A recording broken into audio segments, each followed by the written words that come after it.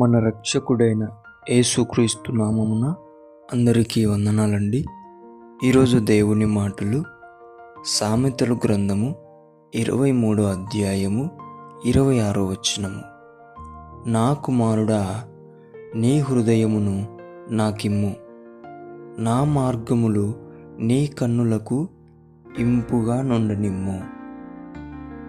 ప్రియమైన దేవుని బిడ్డలారా,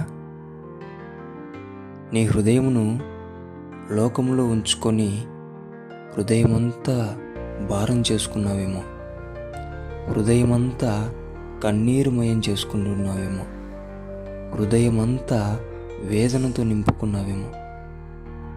దేవుని బిడ్డలారా, లోకములో ఉంటే హృదయం అలానే ఉంటుంది, నలిగిపోతూనే ఉంటుంది, విరిగిపోతూనే ఉంటుంది. అయితే దేవుడు అడిగినట్టుగా, నా కుమారుడా, నీ హృదయము నాకిమ్ము అంటున్నాడు. దేవుని బిడ్డలారా, దేవుని చింత మన హృదయం పెడదాం. ఎలాగైతే అనారోగ్య సమస్యలలో ఉన్నప్పుడు డాక్టర్ దగ్గరికి వెళ్ళి మనం ఏమవుతాం? బాగు చేసుకుంటాం. ఈరోజు మన హృదయం అనారోగ్య పాలైంది. భారముతో, వేదనతో, చింతతో నలగొట్టబడింది. పరమ వైద్యుడైన మన యేసయ్య చేతిలో మన హృదయం పెడదాం. శాంతిగా, సమాధానముగా, ప్రేమగా మనకు తిరిగి మన హృదయం ఇస్తాడు. దేవుని బిడ్డలారా, శాంతి, సమాధానం, ప్రేమ ఉన్నోడు నిజమైన ధనవంతుడు, డబ్బున్నోడు కాదు. కాబట్టి ఆలోచించండి. హృదయం లోకంలో ఉన్నంతకాలం కలవరాలే ఉంటాయి, చింతనే ఉంటుంది, వేదనే ఉంటుంది. హృదయం దేవుని చెంత ఉన్నప్పుడు శాంతి ఉంటుంది, సమాధానం ఉంటుంది, ప్రేమ ఉంటుంది. ఏది కావాలో ఆలోచించు.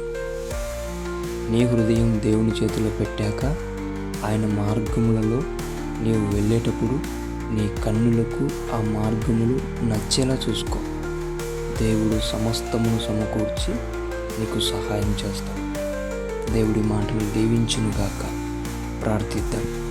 యేసయ్య, మీకు వందనాలు, స్తోత్రాలు తండ్రి. మా హృదయం నీ చేతిలో పెట్టుకునే భాగ్యం మాకు కల్పించినందుకై వందనాలయ్యా. తండ్రి, నువ్వు చెప్పినట్టు హృదయమంతా భారం, హృదయమంతా కలవరం, హృదయమంతా చింత నలగొట్టబడుతుంది తండ్రి. మా హృదయంను బాగు చేసి శాంతితో, సమాధానంతో, ప్రేమతో నింపండి ప్రభువా. నీ మార్గములు మా కన్నులకు ఇంపుగా కనిపించేలా మాకు మనోనేత్రములు తెరవమని యేసు నామములో ప్రార్థిస్తున్నాం తండ్రి. ఆమేన్.